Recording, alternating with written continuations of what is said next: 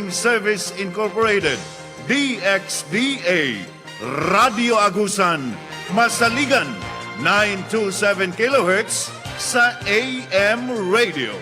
Nagsibya, gikan sa Governor D.O. Plaza, Government Center, Patinay Prosperidad, Agusan del Sur.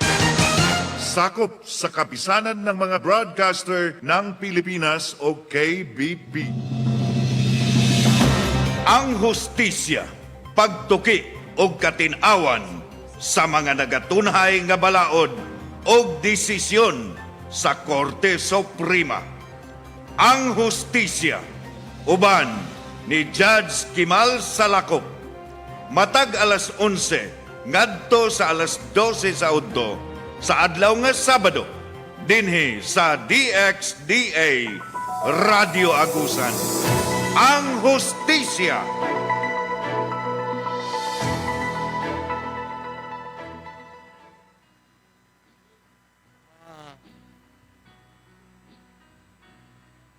Maayong may na ba? Maayong udto, maayong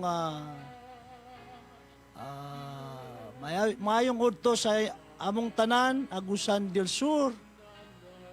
Magandang Sabado, Pilipinas. Mayroon na akong boses, Judge. Yes, that's right. Last week, wala, Mayroon ano? ka na. So, ngayon, at least, maririnig na tayo ng maayos. Totoo yan. So, seniors first. Okay. Okay. So, anyway, my co-hosts, Dr.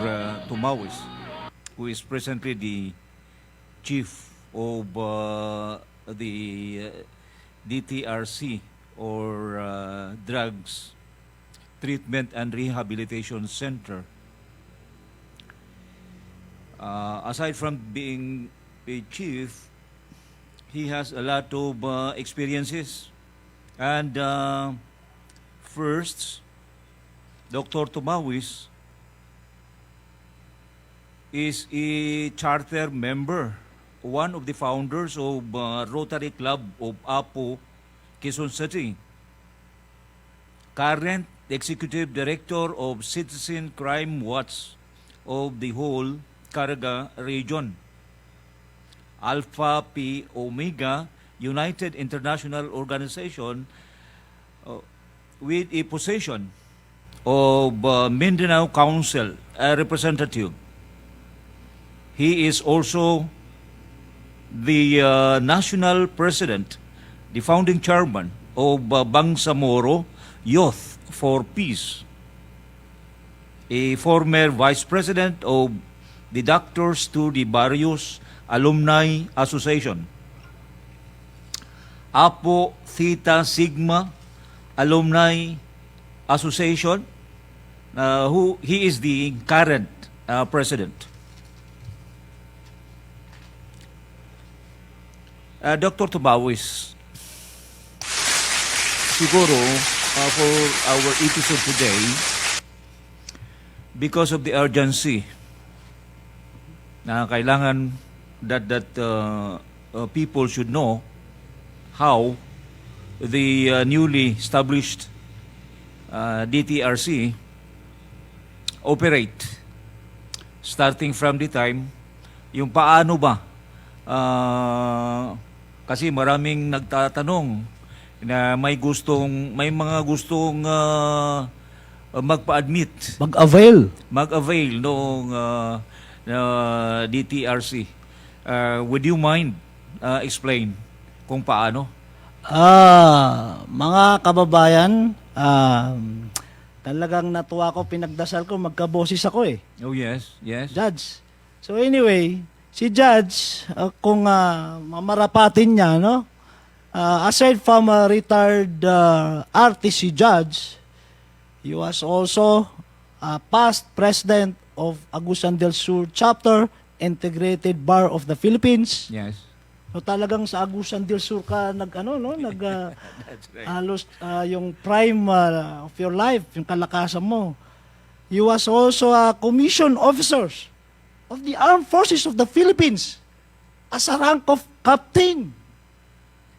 Mukhang judge, hindi ko maano sa'yo eh. Kasi kung mamarapati mo, wala ako sa kalingkinan na nagulat ako, meron ka pala sa ano, no? Sa contribution sa ano natin, Armed Forces natin, Sa no? Armed Forces, nagkataon lang that hindi ako yung sa promotion, alam mo yung sa promotion, I Yes, was yes. commissioned as early as 1987. 1987, captain. And then Wow. hanggang ngayon, nandoon pa rin. Dahil hindi nga ako nagpapapromote eh. Actually, even marami nang nagpa-commission, Sara Duterte, no? Yeah, Manny Pacquiao. that's right. So, That's right. marami mga congressman din natin, no? So, nagpa-commission. So, good thing, no? Nabigyan ako na idea tuloy. Na That's right, alam mo. magpa-commission din.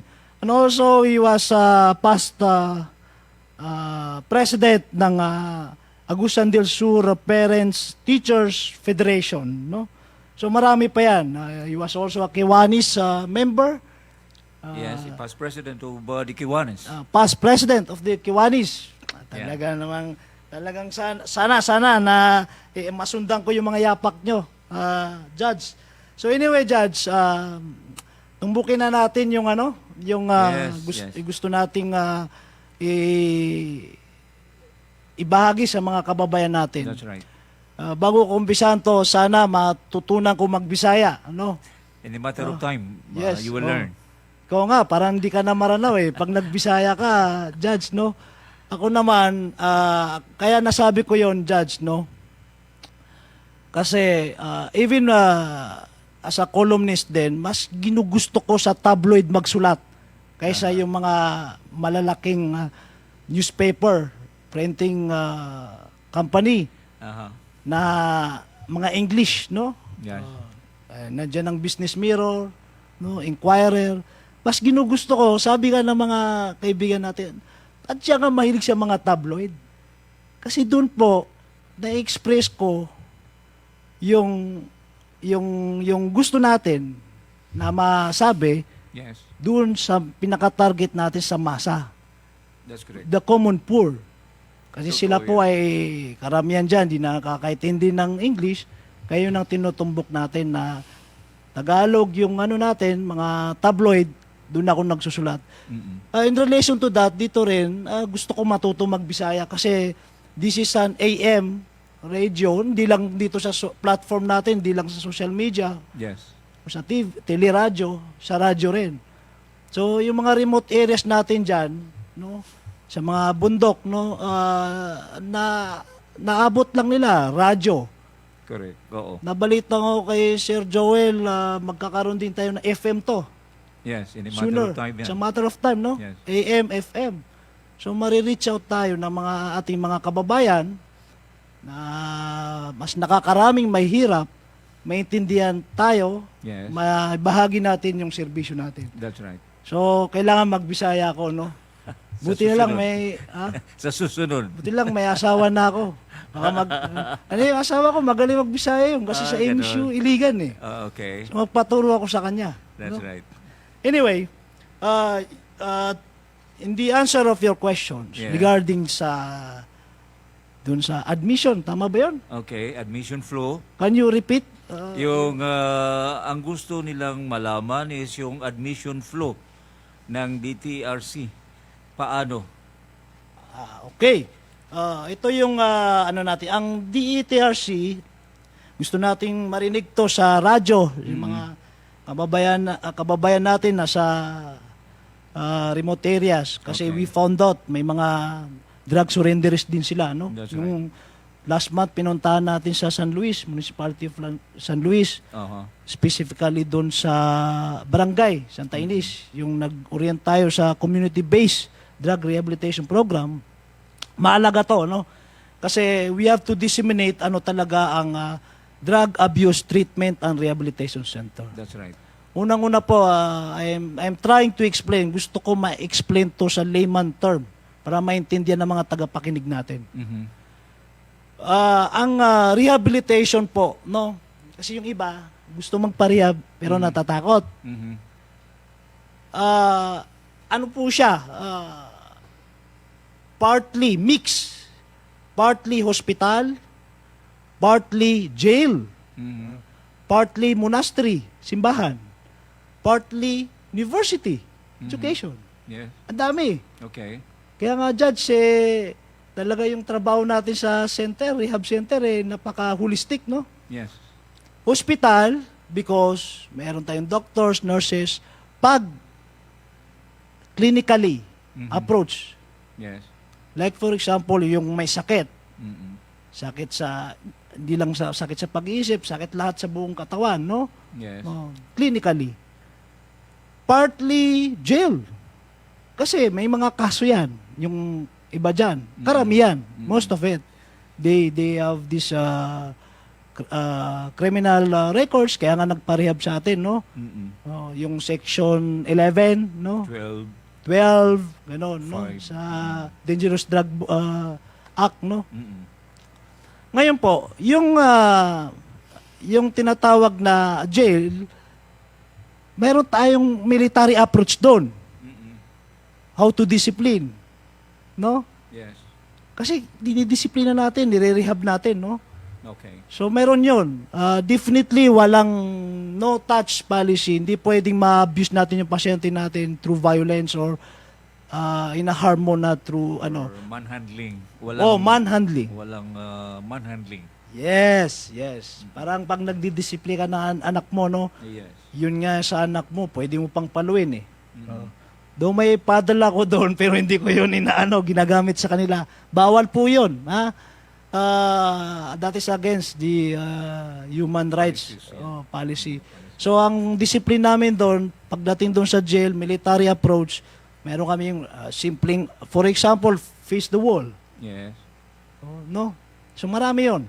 Daming act na pwede nating i-punish pag naka-violate sila, pag hindi sila madisiplina. Pangatlo, yung sinasabi natin na judge na monastery, na sinasabi ko parate, na spiritual approach. Mhm. Kasi everybody of us, alam natin yan, tanggapin natin, ang pinaka-strength natin, pag nagkakaproblema tayo, ang Diyos. Mhm.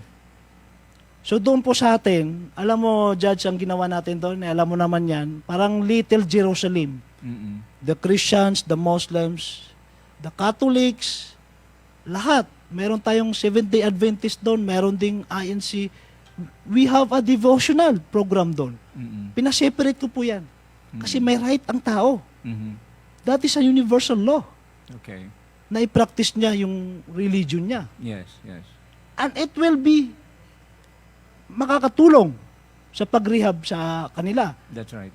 Kaya nga po sa core values natin doon ay God-centered. Yung I great, yung G doon, God-centered. Mhm. So, Little Jerusalem, no? So, kompleto po yan. Talagang, we mandate that. Yes. Walang discrimination, no compulsion of religion. Sabi ko, kung atheist ka, wala kang Bible sharing, Mhm. Bible reading, hindi magbasa ka ng educational pagdating ng devotional. Mhm. No? Yes, yes. Kasi that is a universal law. Okay. Ano pa yung sinabi ko? Partly monastery, partly university. Yes. Oo. Kasi meron po tayong mga counterpart sa DepEd. Mayroon na tayo. Nag-start na yung alternative learning system natin dyan. Mhm. No?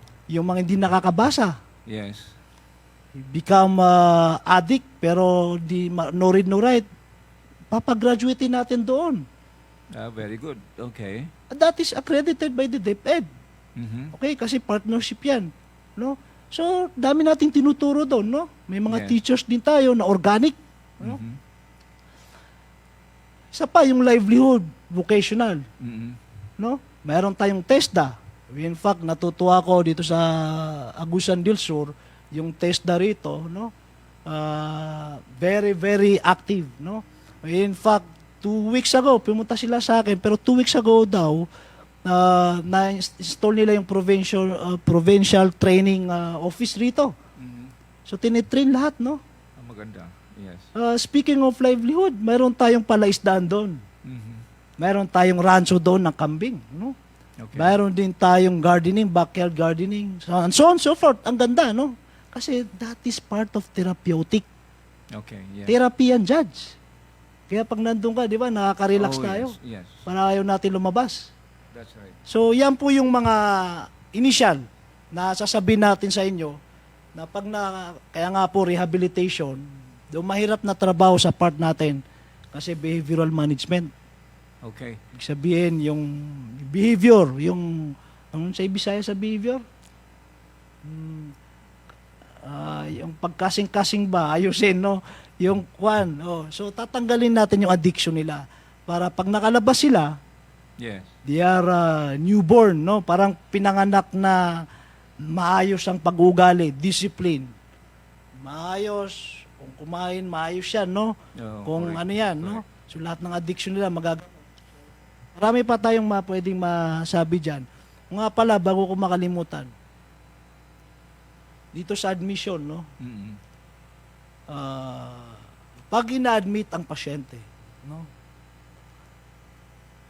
Patingnan natin sa psychiatrist. Yung psychiatrist po natin, yung doktor natin na espesyalista sa utak po. Sinuwerte tayo kasi si Dr. Tristan Filipinas, Yes. ay taga Agusan del Sur. Mhm. That's why sinabi ko rin kay Governor Santi Cani Jr., no? Na i-empower natin to kasi sayang, konti lang kasi ang psychiatrist, Mhm. Mhm. Judge, sa Yes. Pilipinas. Mamaya, itakal din natin yan kasi tungkol sa suicidal, no? Yes. So, yung psychiatrist, napakaswerte natin nandito. Sabi ko, hindi ka, kinonsensya ko yung dito ka magserbisyo sa Agusan del Sur, no? Mhm. Mhm. So, Yes. the thing is, pag nakita ng pasyente, the psychiatrist, nakita yung kliyente natin na person who use drugs, pinaganda lang, Mhm. addict yun, pero pinaganda para hindi sila ma-discriminate. No?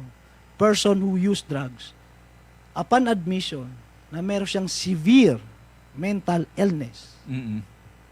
sobrang, sabi natin na insane na sobra-sobra, Mhm. ay i-refer po natin sa mental institute, mental hospital. Yes. Yes. Yun po yun. Pero kung mild lang na kaya pa, pwede natin ma-admit Ma-cure. sa atin. Yes. Pero in relation to that, kaya nga po ginawa natin sa vision natin, vision of the institution, na sooner, pangarap natin, incorporate natin magkaroon din kasama ang mental institute dyan sa rehab. Pwede naman mangyari yun, basta anuin natin, no? Sisikapin natin. Para hindi na sila ma-refer. That's right. So sa ngayon, yun lang muna kasi marami nang nagre-refer sa atin na Oh, yes. pa-admit dun sa mga Okay. ano ba. So, ang pangalawang tanong, yan may bayad? Okay. Okay, umpisa natin, no. Bago ma-admit ang pasyente, Judge, no. Mayroong tinatawag na drug dependent evaluation. Yung drug dependent evaluation po ang gumagawa no, nag-evaluate noon doktor na accredited siya, licensed siya na mag-conduct ng drug dependent evaluation dun sa pasyente. He will do series of interviews, illicit interviews, extract history of the patient. Yes. Tapos ikakategorize niya po. 3 po yun. Severe, moderate, mild.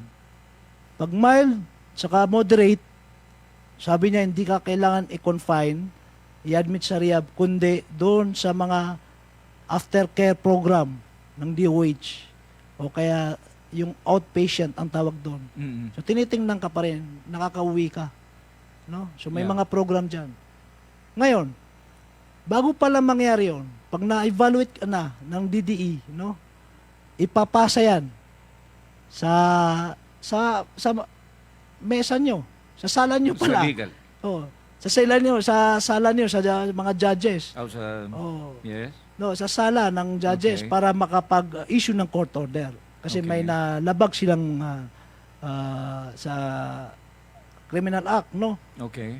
So, ang judges ang mag-issue ng court order na nagdidepende doon sa drug-dependent evaluation. Mm-mm. Regardless of Section 11, Section 12, or whatever the judiciary mandate doon. Pero ang DDE po, ang pinaka-basihan ng judges. Yeah. Kaya, The recommendation of the Yes. examining doctors yes. ang normally being adopted by the court. Yes. No? Ina-adapt ng court yung recommendation ng examination by the DDE, no? doctors. Oh. But that Oo. DDE, it will be admitted pag severe, no? That's correct. Pag Oo. severe yung category.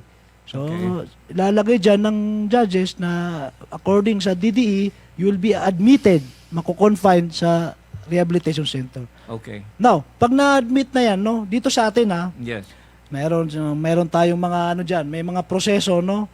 Dadaan yan sa entrance natin, may mga registration na, body frisking, no? Inspection lahat. Ang unang titingnan natin, lahat. Baggage, kasi baka mamaya may dalang mga matatalim or kung ano man. Basta yung requirements lang na dadali natin, yung simpleng t-shirt lang, Yes. tsaka ilang t-shirt lang, tsaka shorts, at tsaka ano, no? Tsinelas. Ini-examine po lahat yun. Kasi mamaya may mga nakalagay na kung anong sharp object o kaya drugs, no? Oh, yes. Yung number 2 steps po, ere-refer na po sa legal office natin sa rehab center. Okay. So, doon titingnan yung court order. Va-validate po, no? So, pag na-validate na po, nung legal natin, tapos nakita nung legal natin, which is kayo rin po yung legal natin Oh, doon, yes. saka yung mga paralegal mo doon, i-admit to. Kung hindi admit, na-validate na hindi admit, may court order pero hindi admit, ay doon magpo-fall sa outpatient. So, third step po, pupunta na naman, pag na-admit na, no? Okay na Yes. yung court order, Okay. doon sa conference rooms natin, no? So, magkakaroon ng mga legal, waiver, affidavit, i-orient sa rehabilitation program natin, lahat, pati damit, everything, no? Marami yon. Then, yung pang-apat na steps po, no? Actually, ito na yung citizen charter natin. Mm-mm. Pang-apat na steps po, yung petitioner, nandun. O nga pala, parating kasama yung petitioner. The petitioner should be the wife, the parents, spouse, yung Or malapit. nearest of relatives. Yes, nearest to relatives, no? May tanong ako, Judge. Yes. Paano pag walang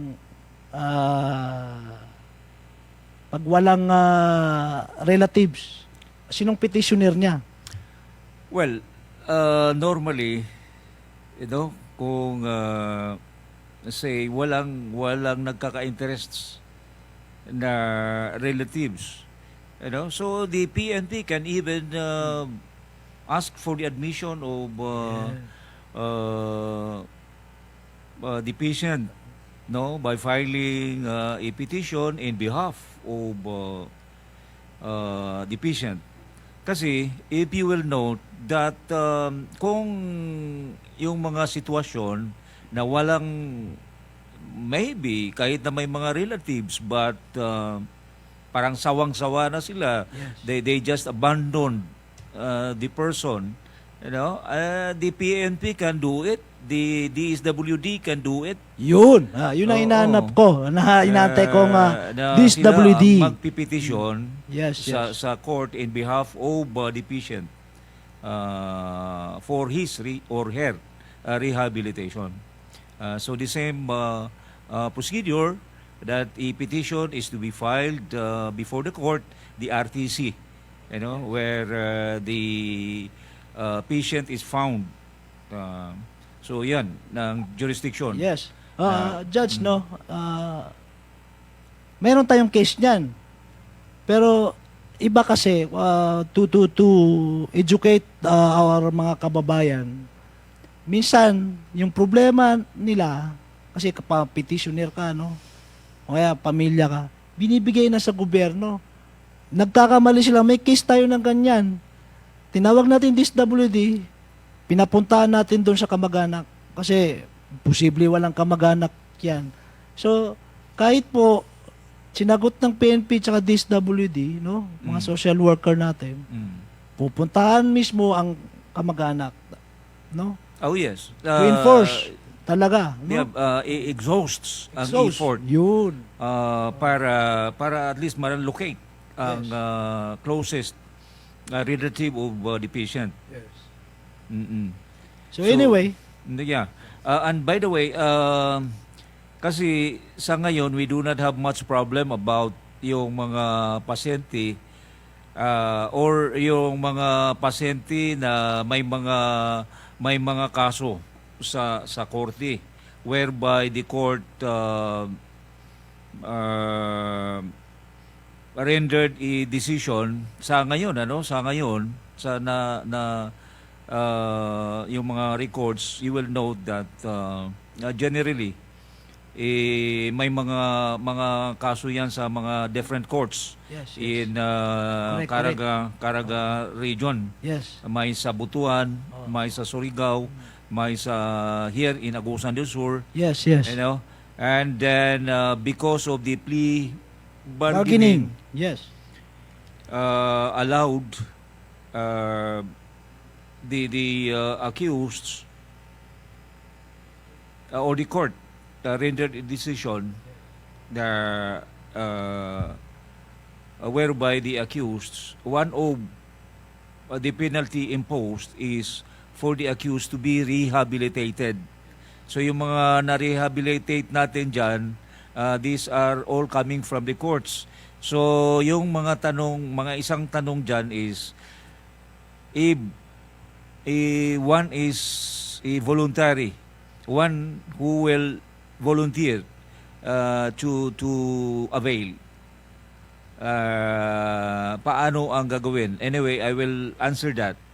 Yung mga gustong mag-avail voluntaryo, which means that wala pa silang kaso sa korte, what they could do sa ngayon is yung mga closest of relatives like the parents, the spouses, or maybe a brother or sister could file a petition through the public attorney's office. Kasi sa PAO. yes, as I understand that the Dangerous Drugs Board had an agreement with the public attorney's office na parang yung mga walang in provinces where there is no representative from the Dangerous Drug Board, ang mga public attorney's office are the ones preparing for the petition as representatives of the Dangerous Drugs Board. So here in Agusan del Sur, yung gustong magpa-rehab, they can see the public attorney's office here in Patinay, and in Bayugan there is also a public attorney's office there, and ask for their assistance in the preparation of the petition, so that after a petition is prepared, this is filed before the court. Here in Patinay, RTC Branch 6, i-file mo yan, and then the court shall set a hearing, and during the hearing, the petitioner and other witnesses shall be called, and the court shall examine the petitioner, and if granted, then an order will be issued whereby the patient shall be rehabilitated in your rehabilitation center. Okay. Judge, tamang-tama yung dinidiscuss natin, yung nasagot na siguro dito sa Facebook, no? Mm-hmm. May nagtanong si Miss Romel Tikilo. Miss Romel. Mr. pala to. Akala ko miss, no? So, yun, paano po yung admission process? So, Okay, ito na yun, yeah. na dinidiscuss That's natin, right. no? Mm-mm. Good. So, yun. Yung palang gusto ng mga kamag-anak na may mga nalulung sa droga silang kamag-anak, yun ang gawin nila. Pau, Yes. sila pumunta. Lumapit sila sa PAW, Okay. and then the PAW well assessed in the Mag-assess preparation yung Pau. and Okay. will be the counsel of the petitioner. Yun, ano? Mm-mm. So, petitioner. So, marami kasing ganun, no? So, to continue yung admission process natin, Yes. yan, maraming steps to. Hindi ko nababanggitin kasi puro ano to, no? Technicality. Basta sa medical section, titingnan yung DDE, meron tayong psychiatrist, no? May mga psychologist, yung clinical, medical, physical history nila, neuro examination nila, meron din tayong trias, no? So, hanggang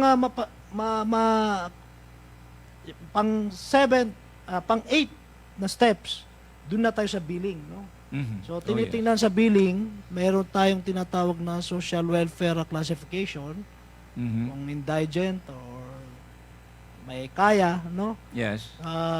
Inaano natin yan. Yung indigent, definitely free, no? Mhm. Tapos, next step, sa cashier, magbabayad, tapos ganon, admission na. Sa ngayon, Judge, kasi, Yes. when we launch our center, rehabilitation center, last September 28, malapit na pala yung annual anniversary natin. First anniversary yan. natin. Talagang free. Lahat. Ni Kuseng, wala tayong sinisingil sa kanila, no? Kasi may budget naman, no? Alam natin na si President Duterte ay yan ang binusan niya ng pondo, Mm-mm. no? Yun akala kasi ng mga ating mga kababayan na lalo na yung mga iba na puro patayan daw. Hindi nila alam na wala sa mainstream media na nagpatayo ng maraming rehab center. Mm-mm. Tapos nilagyan ng mga budget pa yan, no? That's right. So, libre. Ngayon, sapagkat nag-umpisa tayo, will in fact, may nang-appoint na tayong plantilla, Mm-mm. inaantay ko pa yung magiging accountant ko sa cashier ko Mhm. na hindi pa nangyari yun. Sabi ko, sige, libre ko up to now. Kasi wala pa tayong mailagay na ano. So, the thing is, doon na lang sa gagastuin sa loob kasi binibigyan din ng mga ano yan, sabon, toothpaste, yung Mhm. daily ano nila. So, meron din tayo doon, binibigay ko talaga yan sa mga indigent. Pero itong nangyari sa COVID-19 dahil naka-quarantine, lalo na nung March, nagpanik na mga tao nung February. Yes. Naibigay ko lahat kasi ayaw ko papasukin yung mga ano nun, mga lahat man o pabisitahin. Mhm. So, Kamag-anak. kamag-anak. So ngayon naman, pwede naman na magpadala ng mga gamit, Basic. mga basic na ginagamit, tulad ng sabon. Pero yung mga indigent, binibigyan para natin ng libre. Alam mo ba, Judge, sa mga Yes. private rehab, Yes. how much? Mhm. So how much? 60,000 per month. Private You see rehabilitation. 30,000 per month. Oo. Sa atin dito, no? So, libre. Kaya, nasasayangan tayo, no? Though, pag nagkaroon pa tayo niyan, magniningil tayo, more or less, I don't think so kung mga 6,000 per month siguro yan. Kung in case na nandyan na yung mag-start na ng- financial system natin. Uh-huh. So that could be Oo. a possible amount where you Yes. will be collecting Yes. every month. Yes, possible yan, no? Kasi sa Anumar, Caraga Rehabilitation Center doon sa Surigao, yun yata yung narinig ko noon nung last year Parang 6,000 per month, depende, no? So, alam mo yan, pinapakain mo yan, Judge. That's right. That's Oo. right. Oo. 3 times a day, may snack pa yan, Judge. Kaya nagtayo ako ng garden doon para lang masustain ko yung nila, pagkain nila. Correct. Oo. Oo. And then, so in other words, this time, ito especially, kasi binibigyan talaga ang Agusan del Sur, although the rehabilitation center is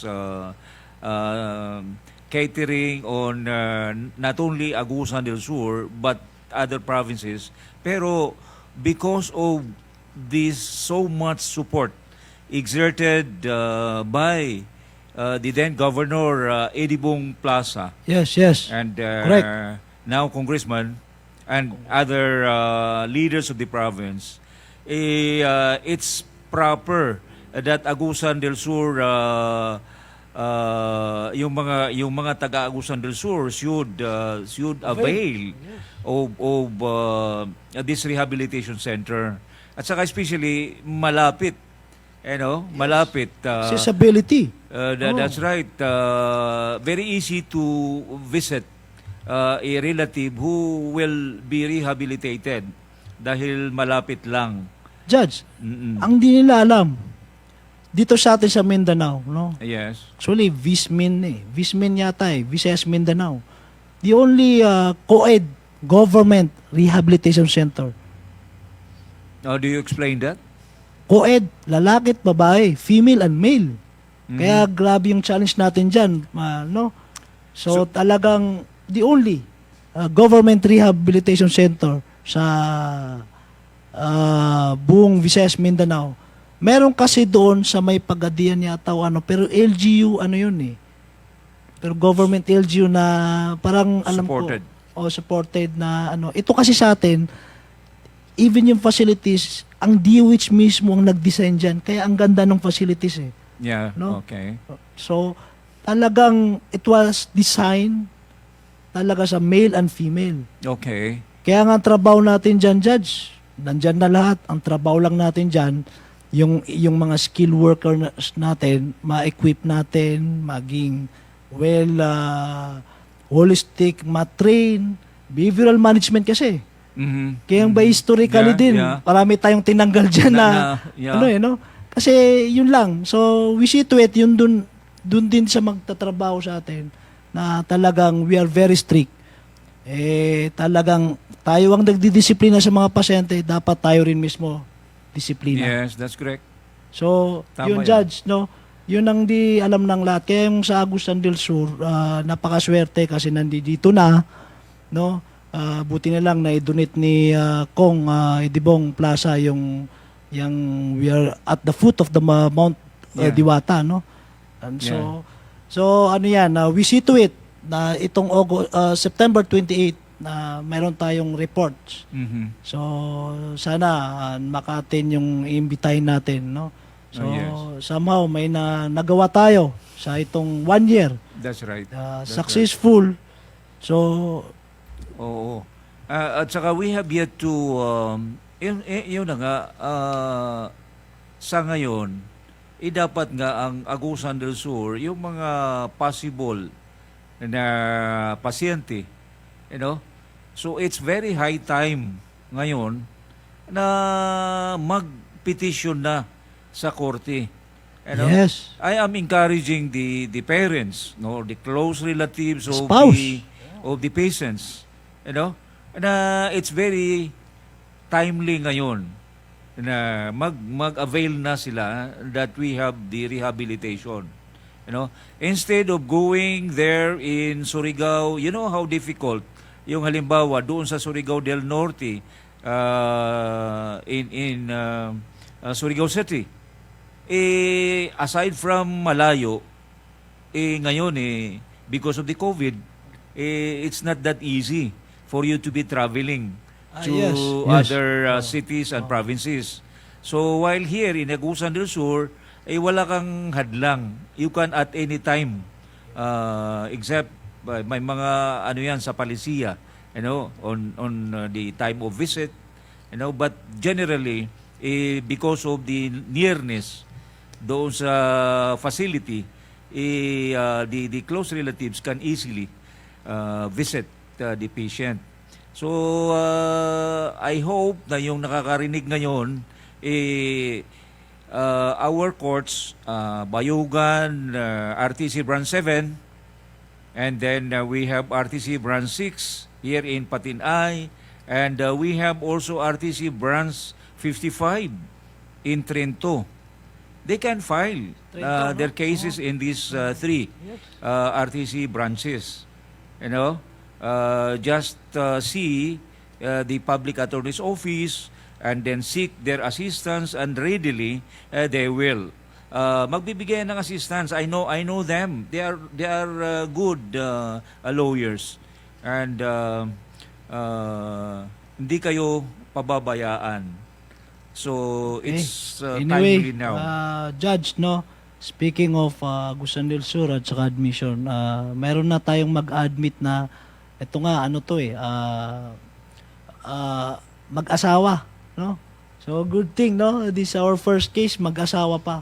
But they have a different approach of management in rehabilitation. So, natuwa ko kasi taga-Agusan del Sur naman yon, no? Okay. Yung mag-asawa. So, sabi ko nga sa ibang mga staff ko, Doc, hindi kaya mahirap.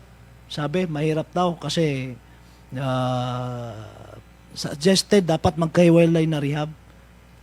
Nag-isip talaga ako. So, I conduct a brainstorming between our staff, no? Yung staff natin. Tapos, nag-collect ako ng mga ideas. Until sa time, may nasabi doon na isa, yung psychiatrist natin, sabi niya, Doc, yun ang nakalagay sa court order Court order sa atin. Tapos, pag-iwalay natin sila. Sabi ko, tama nga naman. We don't have any policy and guidelines na hindi admitin. Do suggestion ng ibang nag-handle sa na kung pwede hindi magkasama sa rehab. Sabi ko, kaya nga tayo co-ed yung male and female no? So whether they are magkasawa sila, kailangan natin i-admit. That's right. So wala pa tayong basis, evidence-based na makakasama sa kanila. So this is the right time now we have I'm not talking about ini-experiment natin kasi nag-i-elicit tayo ng behavioral management So talagang matutuloy yung judge. Sabi ko, okay, as long as we don't have wala tayong na-violate, i-admitin natin yung mag-asawa, i-manage natin yan, no? Anyway, magkahiwalay naman Magkahiwalay yung female dormitory, far male from dormitory. The male is far from Ilalagay the female. lang yung waiver doon kung hindi pwede yung sexual contact talaga. So, pabipirmahin yan. Kasi yun part of, hindi katulad sa kulungan, may right na ibigay mo. Conjugal. Pero yung conjugal right. Pero kasi dito sa atin, hindi pwede. Kasi behavioral management ang trabaho natin. Okay. So, talagang stricto talaga. Discipline We educate them how to discipline them. So yung sexual isa rin yan sa mga pleasures na it's a major factor for addiction. Yes. So there is many form of addiction, no? So yun, magandang balita yon na judge, i-admit natin. So tama siguro kahit papano nasagot natin yung sa Facebook na si Miss Romel na nagtatanong anong admission process. Yung pangalawang tanong kung may bayad. Alhamdulillah, God bless, hindi pa tayo nag-smisingil, no? And then, as of now. Basically, kahit na you will start requiring payment, pero one thing is certain, that indigent. Yes, so yung indigent, wala tayong indigent, so with or without the required fee, and for as long as you are indigent, you are assured that hindi mo na kailangan ang bayad. Yes, of course. Kung may mga indigent tayo dyan, tulad nung sinabi ko sa'yo, Judge, nung pumunta tayo sa San Luis, sa Barangay Santa Ynez, San Luis, sa remote areas, alam natin yung mga kababayan natin dyan na sa lupa lang sila umaasa, nagtatanim. That's no? right. They are classified as indigent. Meron naman tayong social worker sa local na LGU na pwedeng maklasify. As long, sa atin nga, meron din tayong social worker na we can attested na indigent. It's free for Correct. for bono. Kasi yan ang government, no? Now, Doctor, before we proceed, we have a good news. This is with yung the PNP has a new chief. Yes. Newly Police, appointed. Okay. Police General Camelo Casculan. Okay. Palakpakan natin. Okay. So, newly appointed, no? Taga Mindanao ba yan? I'm not too sure. But anyway, ang relevance noong itong new chief is yung first interview sa kanya a few days ago Few days ago, yes. is ang sabi niya, ang main thrust noong few months of his leadership as the PNP chief shall be to strengthen the campaign against illegal drugs. Maganda yan. Oh, Okay, makakasama so, natin yan. Good. Dito sa programa, if you will know that whether we see or meet the good general and tell him how supportive is the province of Agusan del Sur in the campaign against illegal drugs. Our program, a voluntary kind of a program, will show that the citizenry of Agusan del Sur, under the leadership of Governor Santi Cani and Congressman Edibong Plaza, at saka si our friend Congressman Basco. Okay. So, pwede pakiulit yung pangalan, Judge, ni General para malaman na, lalo na dito sa mga probinsya, hindi nila alam yung bagong appointed na chief PNP natin ni the chief PNP who replaced General Gamboa. General who just Gamboa, retired, no? Okay. Oo, bagong retired Paki ano yung pangalan niya? Police General Camilo Casculan. Oo. And Congrats sa Chief, no? Casculan, Camilo. Kami po sa DOH, sa DDB, sa DDAP, dito sa Agusan del Sur, under the leadership of Edibong Plaza and Governor Cani Jr., ay full support po kami sa lahat ng programa.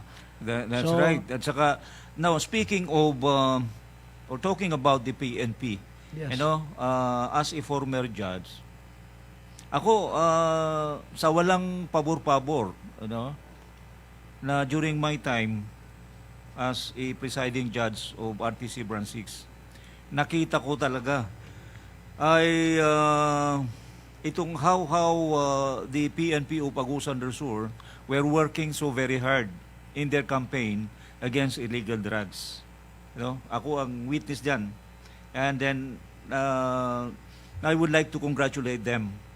And that is one reason why I have thought of giving more emphasis in discussing RA 9165 because this could help them have a mastery of the subject in itong pag building up of cases against sa mga tao engaged in illegal drugs. You know, if they can, Naintindihan ko dyan, Judge, no? yes, This will help both sides, no? Yung tinuturo natin last episode sa mga matutulungan ng PNP at PDEA para yung talagang naakusahan natin, na huli natin na na-build up case, ay hindi yan makakalaya ulit. That's only for one or two steps, erroneous steps. yes, Hindi nakapresent si ganito, wala si media, wala na. So nakalaya na naman yon. yes, So yung tinuturo natin ay tulong natin sa mga drug enforcement natin, PNP, PDEA, no? yes, The same thing. Saya sabi ko both sides. Yung sila na nagka-claim na human rights violation daw, frame up daw, good thing din na ma-establish natin itong sistema na so sabi mo nga ma-perfect natin how to build up case para maiwasan din yung mga frame up, no? That's right, So that's both right. sides it's advantageous. That's correct. In fact, ito nga, because of the difficulty, no, sa kahirap, yung kahirap on the implementation, you know that the PNP, the PDEA are risking their lives. Maraming Eh, namatay na PDEA at saka PNP, mga pulis talaga due to drug-related cases. That's correct. And then only to find out that the case they filed is a weak case. Weak. Kasi kulang sa mga It's a ano. weak case for reason that medyo minsan some were taking it for granted. No? Yes. Yung mga importante, you will know that sa RTC, palaging generally sa mga cases filed against them, they decided convicting the Victim accused. na. Oo. And then, when this is elevated to the Court of Appeals, the Court of Appeals affirm the decision of the RTC. Now, the problem is when this reaches the Supreme Court, Supreme Court level na yon, no? yes, when it reaches the Supreme Court, meticulously, i-review yung record. And then, Yes. a decision, Technicality. Doon lang nagkamali sa yun ang technicality. nagiging problema because ang Supreme Court talagang meticulous doon sa pag-review. Pag nakita nila na may mga mali doon sa mga technical requirements, ayan, a decision is rendered acquitting Acquitting. the accused Ay, nako. on reasonable ground. So, You see? maganda yan, Judge, no? Sana every episode natin, parati tayong nakakaano dyan sa mga... Kasi we have to empower our enforcement agency. Yung mga law enforcement natin, no? Yeah, kailangan. Ito nga, isa na to sa mga tulong. You know, ito na isa sa mga tulong na magagawa natin through this TV, radio, and then kahit na voluntaryo, no, we are not being paid for staying for at least an hour. Actually, Judge, baka daw may mag-sponsor sa atin eh. Yan, yung mga nandyan, yung mga kaibigan ko dyan sa NCR, no? Kasi Manila-based ako, no? Yung mga kasama nating NGO, kung mayroon, kasi nandito ka, probinsyano na ako ngayon, kung may gustong mag-sponsor dyan, don't worry, pwede rin yata, mag-donate, at least mayabot nila. Kasi parati tayo dyan sa mga charity works, no? Ito sa province, sa mga remote areas, talaga sila yung mga nangangailangan. So, timely. Nakakalimutan pala natin, Judge, no? Yes. Yung contact number natin rito. Kasi yung iba naman, baka hindi maka-access sa social media, sa So Facebook. you can have your contact number. Ito yung contact number natin, even sa rehab center, ito rin. 0928-722-0524. So, pwede kayo mag-text or mag-call, kahit naka-ere kami. Kung wala naman, at least mabasa namin pag-text para sa next episode, pwede natin That's right. itakel. That's no? right. Napakaganda to, Judge. Akala ng mga tagapakinig natin ay sa mga pasyente lang to, kliyente natin. Whether pasyente sa kalusugan o sa drugs, dahil dun sa mga kaso, ito rin pala ay dapat pwede na magtanong sa atin yung mga PNP natin, PDEA natin. Of course, yes. No? Yung mga commonly committed errors minsan common errors ng mga implementors. Dapat we know from them, coming from them. Yes. So that we can discuss here. Ang ganda nung nandito tayo is that in one sitting, this is all over. Those PNP in Trento, for example, in Sibagat, in Lorito, if they are listening, kung sila'y nakikinig, and then yung mga nadidiscuss natin, all of them could get what is to be done para makorektahan yung mga errors, And then, in a matter of time, magkakaroon ng perfection. So, hindi na paulit-ulit. Galing. Judge, baka sabihin nila, puro drug war lang tayo, no? Gusto ko rin sanang sabihin sa'yo, kasi nabanggit natin kahapon ba yun? na pwede rin, di ba, Judge, I hope if you don't mind kung sabihin ko na sa kanila, Oo. na yung mga any legal matters, whatever it is, robbery or annulment, sabi mo nga, annulment. Sabi nga ni John, yung kasama natin rito, baka maraming tumawag pag sa annulment. Well, yes. Pwede po ba yun, Judge? Yeah, seriously, makikita mo that why we are giving so much time dito sa campaign against illegal drugs because of its very relevance, its relevancy, at saka yung urgency na kailangan just because we have this COVID, parang tulog na ang mga iba para sa Mahirap kampanya. yan. Naging excuse na ngayon yan, Judge.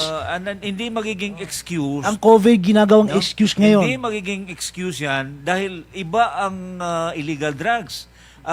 I-compare mo sa COVID na yung COVID na kalaban natin, walang pag-iisip yon. Walang, hindi nila iniisip that kung matumba nila yung isang tao, magkakapera sila. Yeah. But in illegal drugs, yung mga traffickers, Yes.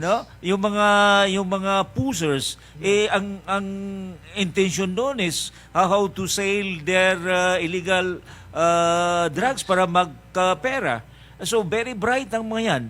So if you just sleep because of this COVID, before we knew it, balik na naman nung yung halos lahat nalulun na sa drugs. And that is possible. Kung hindi tayo every now and then, we have this kind of program to remind them that no, we are not stopping. We are in fact doubling our effort for the campaign against illegal drugs. And good for the new PNP chief that binigyan na ng emphasis even if he has only about 2 months as the chief of the PNP. Pero malaking bagay yan. Sir, maasahan ka namin, sir, no? Chief Camilo. General Camilo Casculan. Si Chief General Camilo, maasahan ka namin. Nandito kami sa lahat ng lalo na tong administration ngayon, no? Oh, yes. Gusto kong sigundahan, Judge, yung sinabi mo na yung COVID, tapos yung drug war, no? Yung mga bakit para practical, para maisip ng tao na totoo yung sinasabi mo. When we are in our quarantine or isolation, procedure dito sa mga nangyari sa atin, di ba walang nakakalabas. Pero may nakakalabas naman. Minimal lang. In fact, yung mga gathering, ginagawang 50% capacity. Meron tayong mga online ngayon. Alam mo, mas nakaka-transact sila, yung mga drug trafficker. Mm-mm. Kasi mas, yung compare doon sa walang quarantine. No? Yes.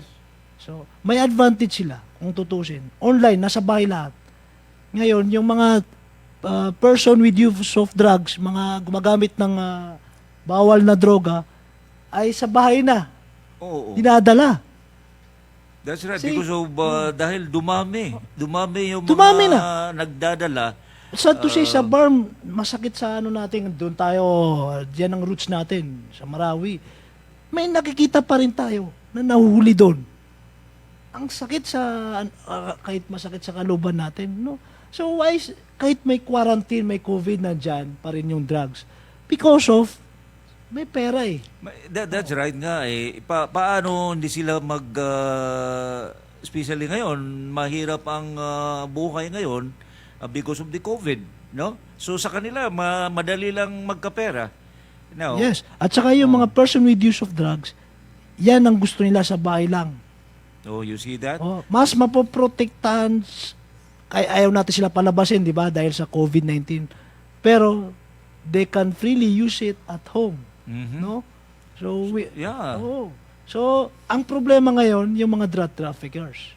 So yun na according to the new chief, yun ang binibigyan niya ngayon ng Emphasis, ng no? emphasis. ng malaking support on how to have itong mga big time. So that's very good for the PNP. And then para sa atin, this is also one commitment, na suportahan natin ang programa. It will not hindi yung benefit sa atin din yan so that is why kahit na medyo sa three episodes natin, we are concentrated more on the discussion sa RA 9165 because these are interrelated doon sa rehabilitation center. Yes. But after this, siguro in the next sitting, we will have other topic, yung mga ibang special laws, yung we can discuss Annulment. Kasi yun ang tinatanong sa atin Pwede ba mag-discuss si Doc si Judge ng mga annulment, kung ano man dyan ng mga pwede daw yun. Kahit yes, anong legal matters. Pwede yan, pero alam mo naman, na supposed to be, yung annulment na yan, under the Philippine laws, na walang divorce. Alam natin yan. Walang divorce. Saka mo na yung Judge, pag may nagtanong na sa atin. Tinanong kasi tayo kahapon. Saka anything na legal matters. Of course, yes. Kasi ang natin rito, ang hustisya at kalusugan, So Ako that's rin, sa my health, that's my interest kasi ang importante diyan is you can just imagine yung mga tao doon sa malalayong lugar. If something happened to them, halimbawa, may nadisgrasya sa kanila and then they know kung sino to halimbawa nakapatay or nakasagasa through sa and then what lansangan. they shall do, paano bang gagawin nila? Kasi minsan ang problema rin is especially doon sa malalayo, may mga tao din na ang pinag-aralan is how they can instead of tulungan yung mga kapwa nila, and then because mayroon silang parang alam na county, kinukwartahan. So self-interest. Kinukwartahan yung mga Self-benefits. nagiging victims. Yes. Dahil walang alam. So nadidependent sila doon sa mga may counting alam. Kawawa naman, Oo. So kailangan talaga. When I was a judge, may mga experience ako na ganun, na dumarating sa korte na mga ganung problema. So this time, we can yung mga basic lang dapat malaman ng mga tao so that they could be Judge, may nagsisignal na si Kuya, So, bago to tapusin natin, gusto ko i-disseminate tong information. Yeah. We have our September 10 World Suicidal Prevention Day. So, kailangan natin bigyan ng emphasis yan. Saka ako na siguro sa next episode to kasi kinulang tayo sa oras. Okay. Ngayon po, gusto namin i-announce ni Judge itong programa natin ay maililipat na sa Tuesday, 6:30 to 7:30. Pwede tayo mag-overtime daw na 8 o'clock kung masarap yung maganahan ba, yung natin, yung programa natin. So instead ng Saturday po, sa Tuesday 6:30, mga tagapakinig namin sa radyo, saka sa television, sa social media, instead of Saturday, magiging na po, Tuesday 6:30 up to 7:30 and onwards up to 8 o'clock. In the evening. In the evening pala. In the evening, sa gabi po, sa gabi.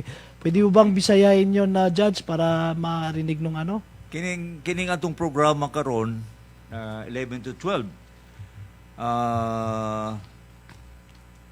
Ato ning i-transfer, ibalhin sa Martes 6:30 to 7:30 sa gabi.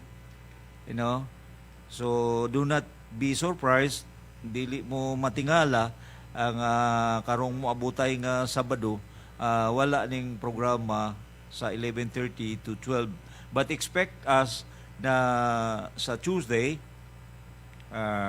we will have the program sa 6:30 to 7:30. Okay. So, pwede bang magpaalam na tayo? Oh, yes. Pwede ba nating yung gawa tayo ng yung ang kapayapaan ay nasa hustisya at kalusugan. That's correct. Maraming So, salamat po. Maraming salamat si Judge Kimal Salakop. Saka si Dr. Bilhami Tumawis. Maayong adlaw sa inyong tanan.